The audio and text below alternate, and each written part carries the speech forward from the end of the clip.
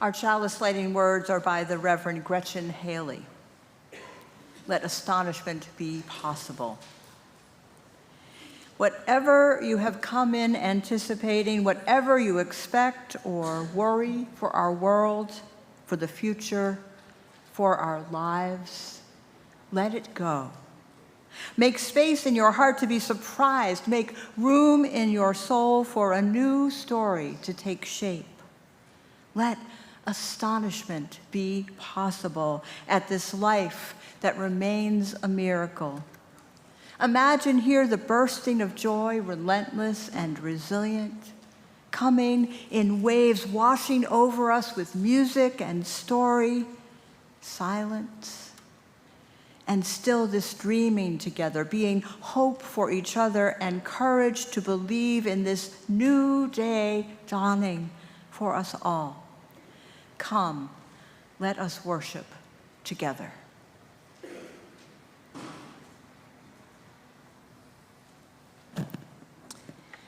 Con espíritu de reverencia, reconocemos que nos juntamos en la tierra de los Kumeyaay. Al encender esta vela, reafirmamos nuestro compromiso de cultivar relaciones significativas con los habitantes de esta tierra y de trabajar juntos por la justicia y la equidad. In a spirit of reverence, we acknowledge that we gather on the land of the Kumeyaay. As we light this candle, we affirm our commitment to cultivate meaningful relationships with the people of this land and to work together for justice and equity.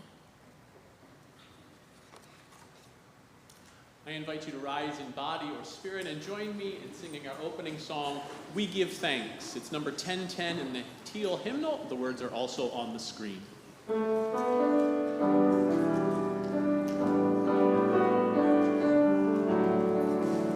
Oh, we give thanks for this precious day, for all gathered here and most far away, for this time we share with love and care. Oh, we give thanks for this precious day. Oh, we give thanks for this precious day, for all gathered here and those far away, for the joy we share with love and care. Oh, we give thanks for this precious day. Oh, we give thanks for this precious day, for all gathered here and those far away, for this time we share with love and care. Oh, we give thanks for this precious day.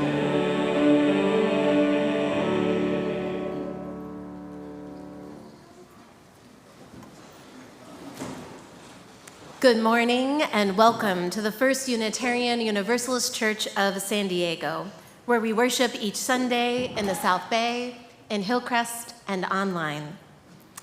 Our mission is to create community, to nurture spiritual growth, and to act on our values to help heal the world. I am the Reverend Kristen Kuriga. I use the pronouns she, her, and Aya, and I serve as our associate minister. If you're visiting, I want to extend you a special welcome. I invite you to fill out the visitor form in your order of service and return it to the welcome table. If you're joining us online, you can also fill out a visitor form at the link on the live stream page or in the YouTube service description. We would love to connect with you. Now, if you've been coming for a while and you're starting to feel like this is your spiritual home, I invite you to consider becoming a member of this beloved community. If you'd like to explore more what it means to be a member, or you have questions about the membership process, you are invited to meet with Nedra Bakel right here at the front of the meeting house after the service today.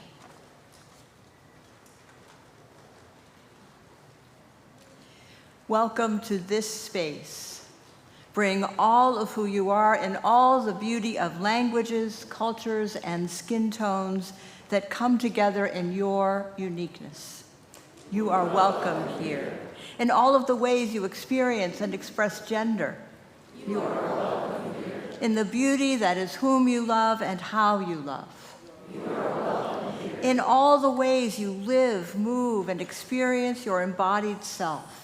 You are welcome here. With all of the religious and ethical traditions that inform your spiritual life. You are welcome here. Together may we live into our shared values with love at the center. It is good to be together. I invite you again to rise and body your spirit as we sing together our church hymn, Site of Church Aspiration.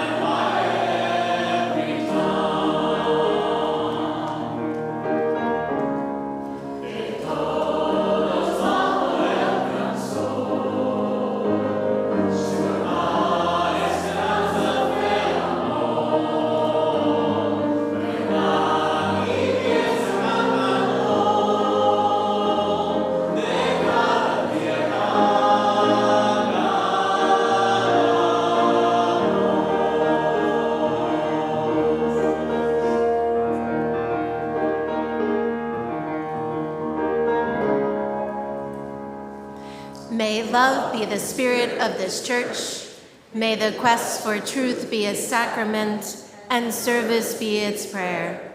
To dwell together in peace, to seek knowledge in freedom, and to help one another in fellowship. This is our aspiration. Que el amor sea la doctrina de esta iglesia, la búsqueda de la verdad, su sacramento, y el servicio, su oración. Vivir juntos en paz, buscar la verdad con libertad y ayudarnos mutuamente en comunidad. A eso aspiramos.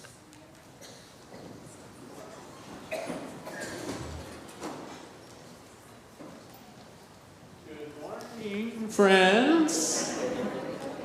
I would like to invite any of the children or youth who would like to come up and join me for our time for all ages.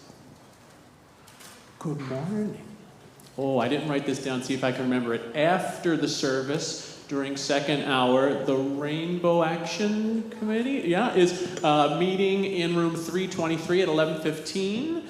Jim Davis will lead UU History in 321 at 11:30, and there is also a board chat. You can look for the table in Bard Hall if you would like to chat about becoming part of our community or just being in community with our board members. Whew, I think I got it all. Good morning. How are you? So our theme, come on up anywhere and sit down. There's some space up here if you would like. Then you can see the pictures here, and they're also up here. Oh. So friends, our theme this month is about embracing possibility.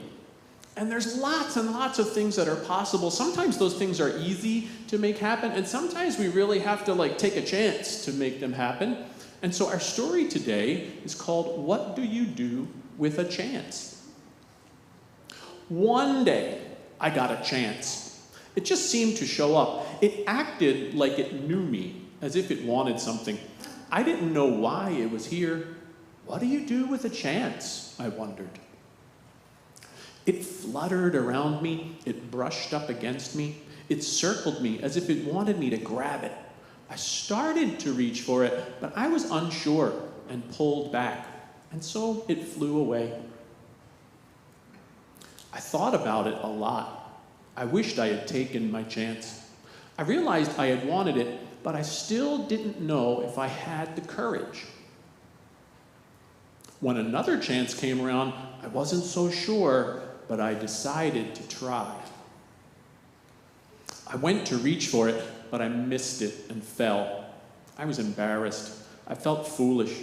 It seemed like everyone was looking at me. I decided I never wanted to feel that way again. So after that, whenever a chance came along, I ignored it. And the more I ignored them, the less they came around. Until one day, I noticed that I hadn't seen a chance in quite a while. It was as if they had all disappeared. I started to worry. What if I don't get another chance? I know I acted like I didn't care, but the truth was, I did. I still wanted to take a chance, but I was afraid, and I wasn't sure if I would ever be brave enough.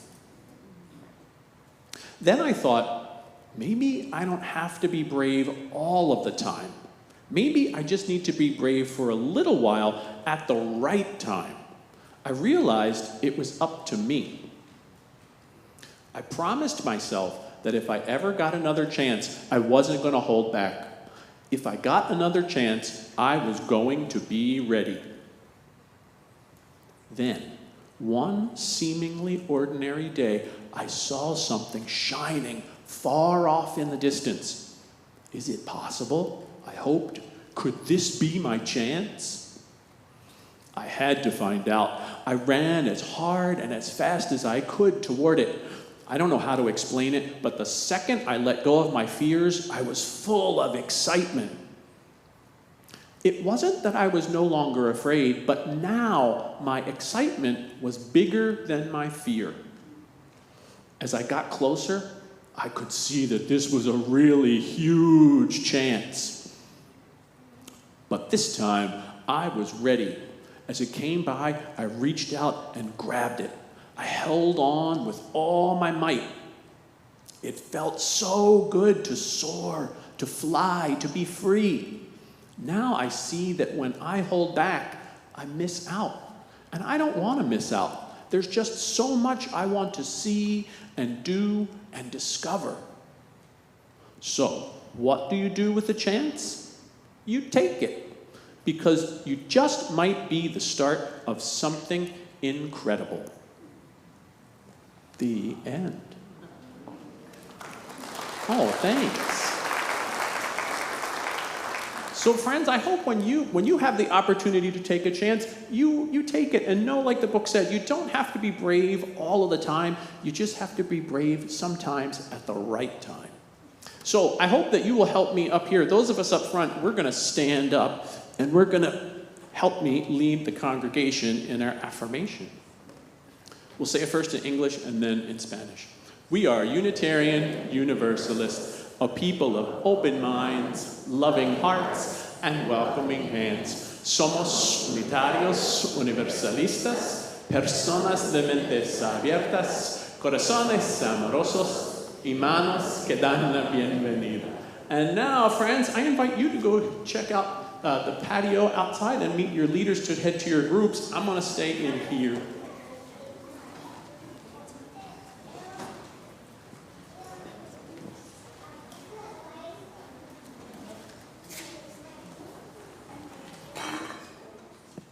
You know, I've been here for almost 4 years now, but I do remember what it was like to be a newcomer and see everybody doing this. And I just wonder, for those of you who are newer, I promise you will get it.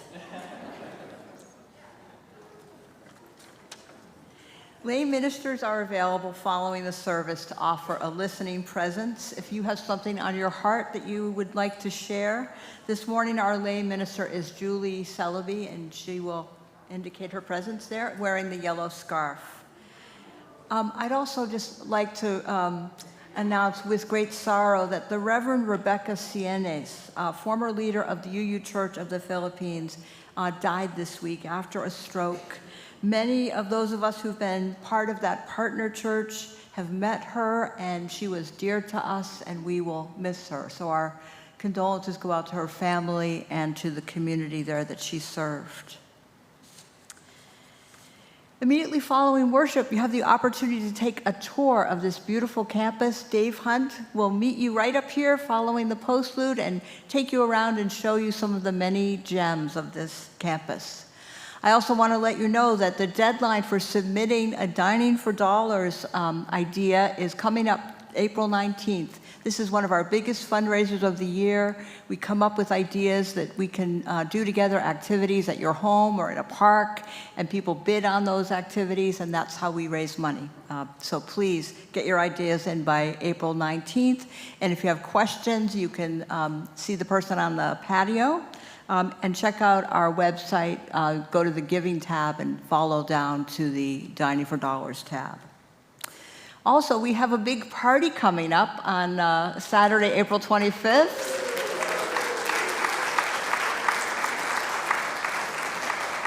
We will have the joy of installing the Reverend Kristen Kuriga as our associate minister.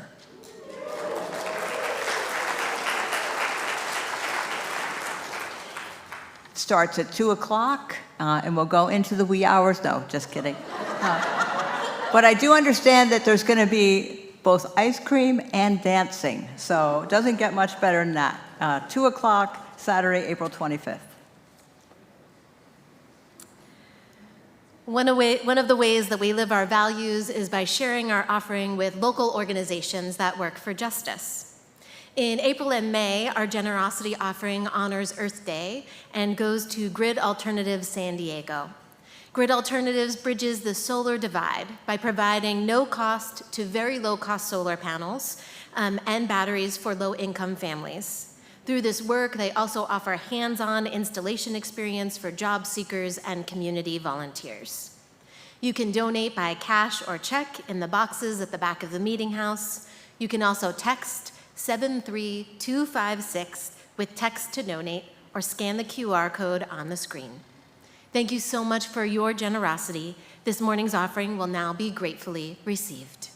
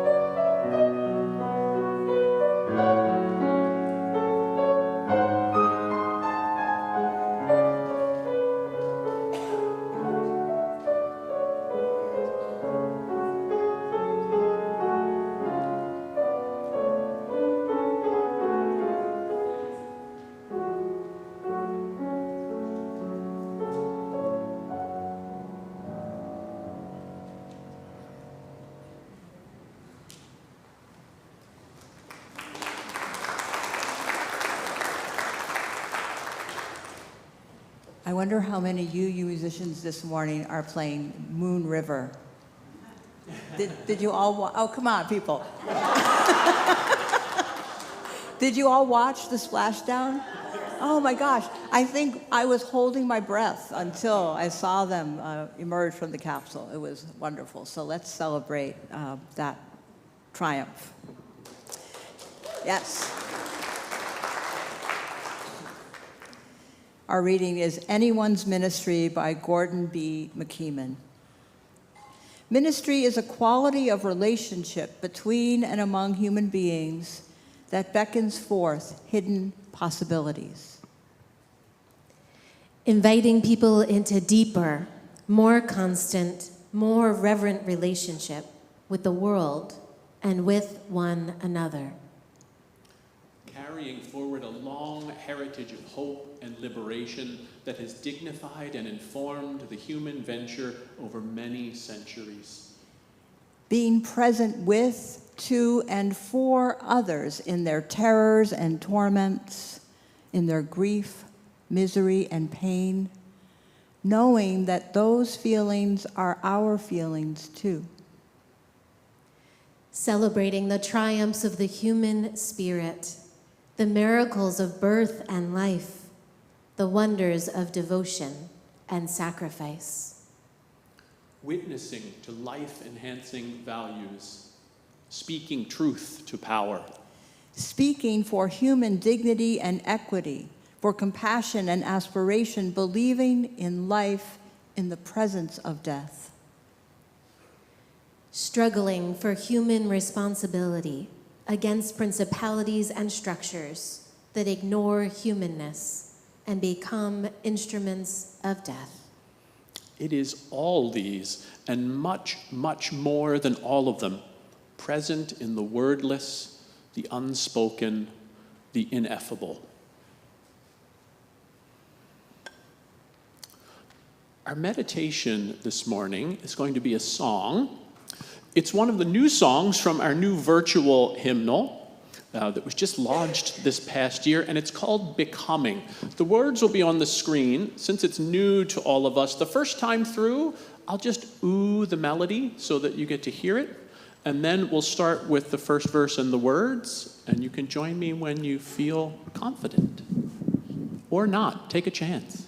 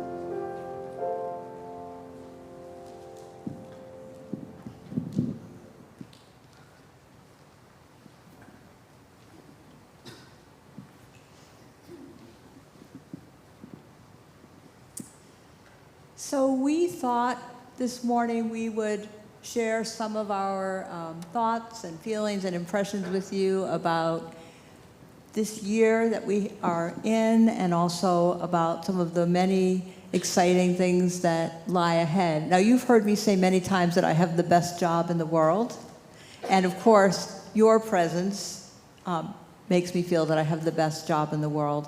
But really, getting to work with these two fine people in shared ministry is just a deep joy for me, and I just want to say how much I appreciate the two of you. So thank you very much for...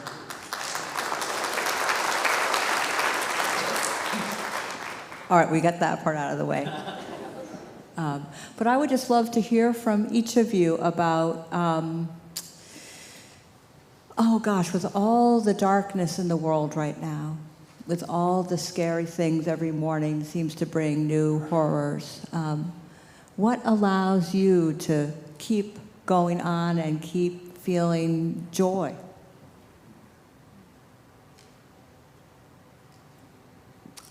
So, when people ask how am I doing, I say, like, the world feels like it's on fire, I think, but my little bubble is okay. And sometimes that feels like I feel guilty about that. I think I've shared that here before. But also, I think having that little bubble that is okay is important. And so I've given myself permission to enjoy the fact that my bubble is okay, to still laugh, to still have fun, to still see the joy and the love where I can find it, and to know that that's not ignoring or not meeting the moment or ignoring the suffering in the world, to really enjoy the things that are enjoyable.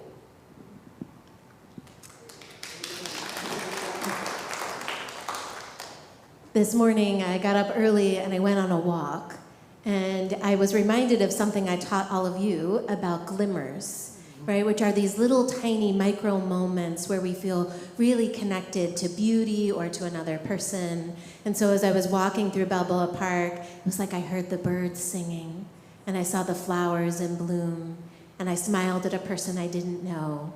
And honestly, it is those tiny little moments that are keeping me going right now, those moments of connection, those moments of beauty, and honestly remembering to practice them, remembering that in the midst of all of these narratives of horror and war and violence and domination, that what is also true is that there's love and there's cooperation and there's beauty, and that we get to help create that. So that's what's keeping me going right now. Well, and that kind of leads right into my next question, which is, does church matter? And if so, why does church matter? I thought I would start with the easy ones. Gosh, I feel like church matters more than ever now. I think for me, coming to a place where I know there are people who share my values, people who are working in their everyday life to embody love, to practice democracy, to make the world more loving and compassionate. I have no guarantee that any other place in my life that there are other people who are grounded in trying to live those values. I know for me too, relationship, right? To be in real and loving and accountable relationship with all of you. Those relationships, I think, sustain us, and they're the things that keep us going. And in a time where I think for many of us, even our families are divided, right? Maybe our families are across the political spectrum. Here's the place where we make chosen family. Here's the place where we build relationships that continue to help us make meaning in the world. Yeah, and I think my answer to that is to look at what's happening in just our congregation. Our congregation is growing. I look around the room right now, and there's a lot of people who I am seeing for the first time, even as I speak these words, and that happened the last time he got elected too. And so I jokingly say this, but he's horrible for everything, but he's really good for business. But that's he is a businessman, But anyway, not to digress into that. But what that says to me is that church is clearly important, because in these times when things get dark and heavy, like, we experience people coming to us seeking something. And I think it's important for that reason. I also think, to sort of parse the words, the church part is also important. I think it is important to claim those words that more conservative and I think darker elements in our culture would like to claim in a very negative way. And I think it is very important for people who are liberal-minded like us to stand up and say, we are church too, and that we claim those words, and that we're here to let the world know that church is not just this one thing that others would like to define it as. Mm-hmm. Thank you. And just a little plug for July 4th weekend, Tony and I are going to lead a service together, reclaiming patriotism, because why should we yield that to the reactionary right? We can, love this country and protest the direction that it's currently going in as an act of love. So stay tuned for that. So I guess what I want to ask you both, and this is a little more tender, but what, if anything, keeps you up at night, specifically about, what's happening here, or what might happen here? What are the things that you worry about that when you can't sleep kind of won't let you go? We could play the Jeopardy theme while you...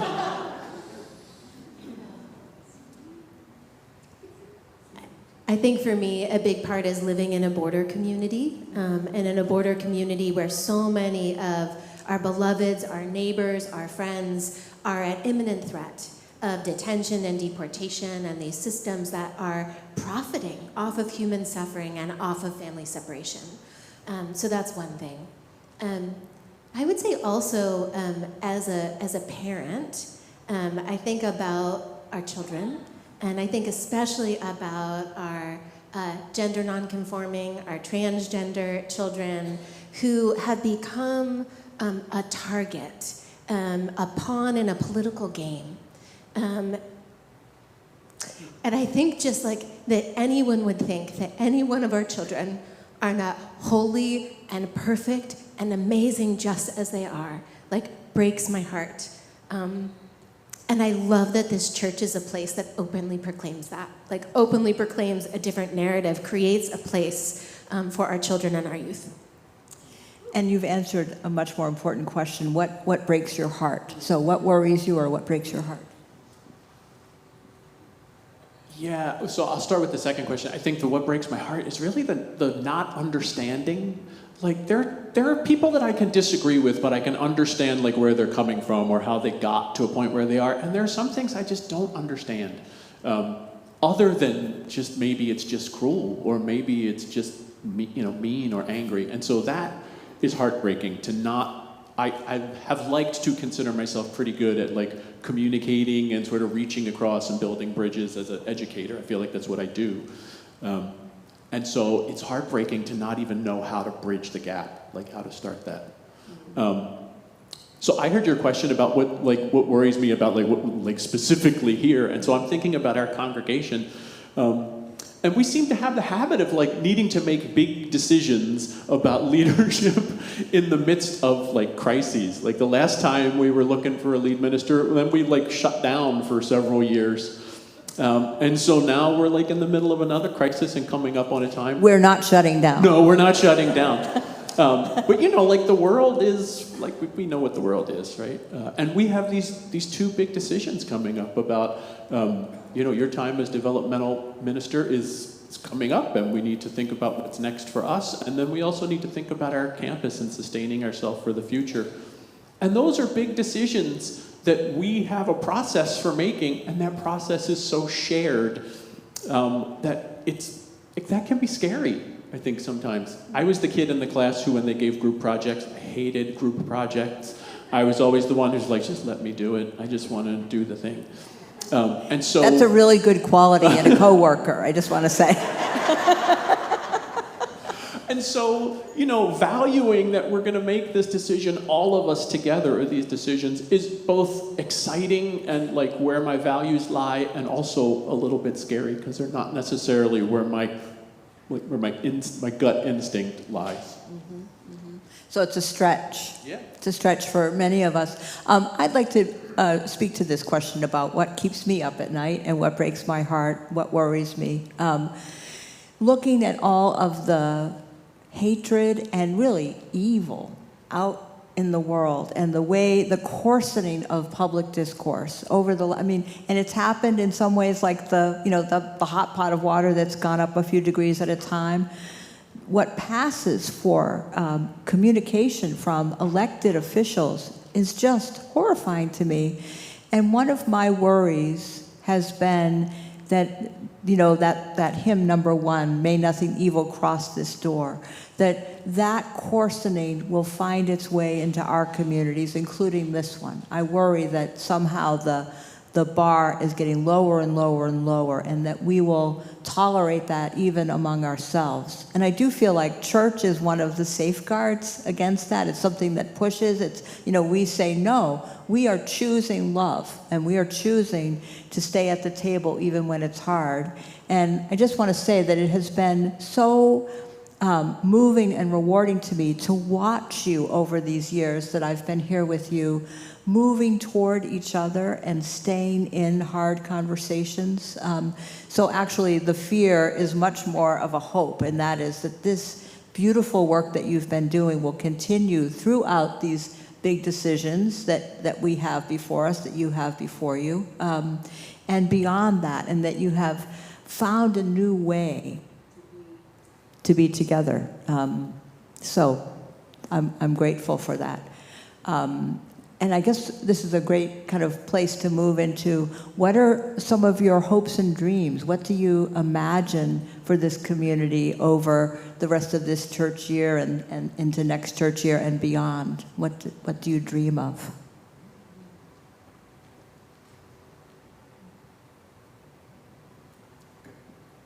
So, as we think about our sustainable future and have got to see a few other places that we've thought about, both with the South Bay community and with Hillcrest, we visited some other buildings in that process and thought a little bit about what we might want to do with this campus. I'm having that same feeling. I don't know if when you all watch those like home improvement shows and you watch like HGTV a little too much, and then suddenly you're like, oh, I want to move. Like I want to have a new house, or I want to redo my I want to redecorate the living room. And so I'm having a little bit of that excitement to think about like, what are the possibilities? Like we visited that LDS church and there was a gym. And I am not a person who would thought we need a gym, right? Like I'm not a sportsy guy. But I suddenly found myself thinking, like, what would we do with a gym? Oh, we could do all this stuff. There was a stage, like a real theater stage with curtains and lights. And so thinking about like what we could do if we had a different space to do it in, or how could we reimagine this space to do different things?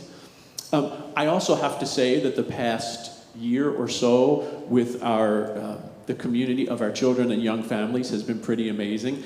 Both the children and the parents have just created this very like natural and authentic community where they support each other. And I know some of you don't always get to see that because we're off in another room doing that, but I hope you just trust me when I say it's there and it's very alive and it's very rich, and they are very connected to each other, and I think supporting and sustaining each other in ways that are just beautiful to watch.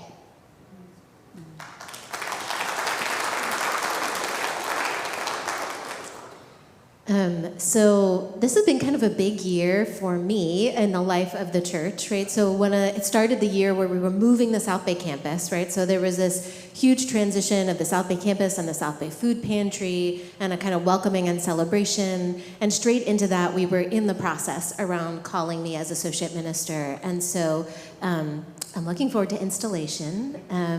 Part of that is just this really beautiful opportunity we have to express some commitments to each other and to forge a covenant and to celebrate that relationship. And it's also the entryway into this next phase of search, right? So I'm settled and we're looking for the next settled minister who will be part of this team. And there's both that little, like, I love the story because with a chance, there's that sense of like a little trepidation of like, oh, I love this team as it is, right? I love working with Justine and Tony and what's it gonna be like? when there's a next person who comes in, and how will that change us? And I also feel a tremendous amount of excitement about that. I feel a sense of possibility. I love in the story when they said, it's not that the fear wasn't there, it was that the excitement got bigger than the fear. And so that's my dream for us, that as we move into search and naming a search committee, that we feel such deep trust for the people who get named and such deep trust for that process, that we just know that the right person for this shared ministry is going to make their way to us, and it is going to change us, right? We're going to become something new. But that becoming can also be a deepening and a growth for us as a community. That's beautiful.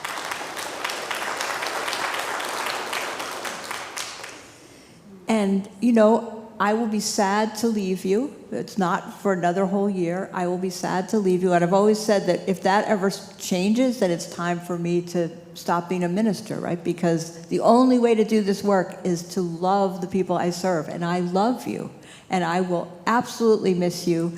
And I will be cheering you on because I see great things ahead for you with the team that is already here. And I guess one of the reasons that we wanted to have this conversation with each other in your presence this morning is to let you know that that's who we're looking for, a minister who can come and be part of this team. And that's who the search team will help us find. I'm going to end with something a little bit mundane because I didn't mention it during announcements, but you all will be hearing from members of the leadership of the church asking you for your recommendations for the search team.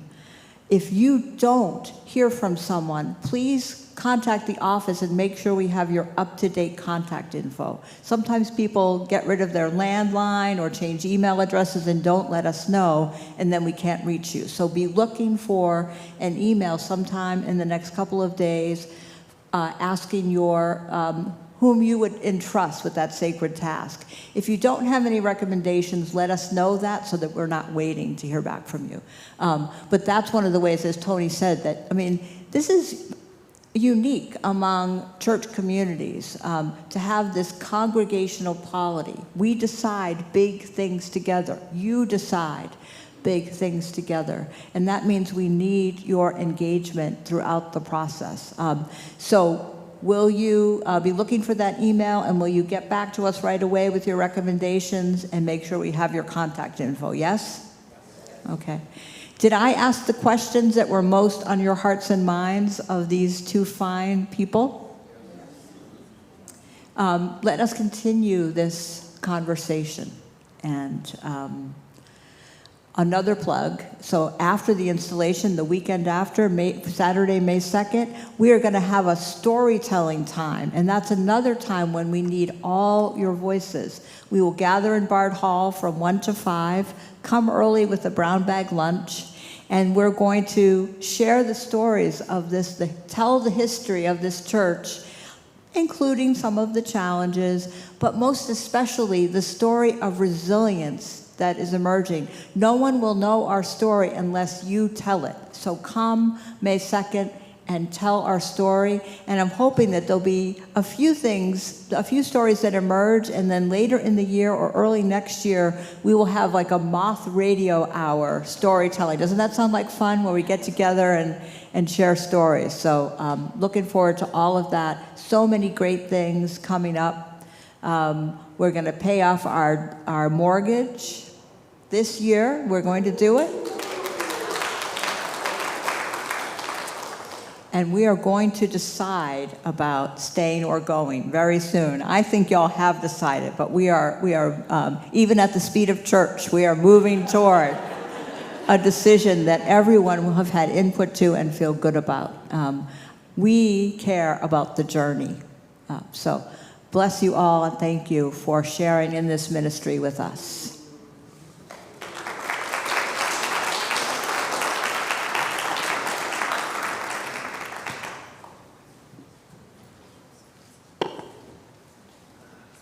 Oh, and it's time to sing. So I invite you one more time to rise in body or spirit and join me in singing our closing hymn, Building a New Way. It's number 1017 in the teal hymnal. The words are also on the screen.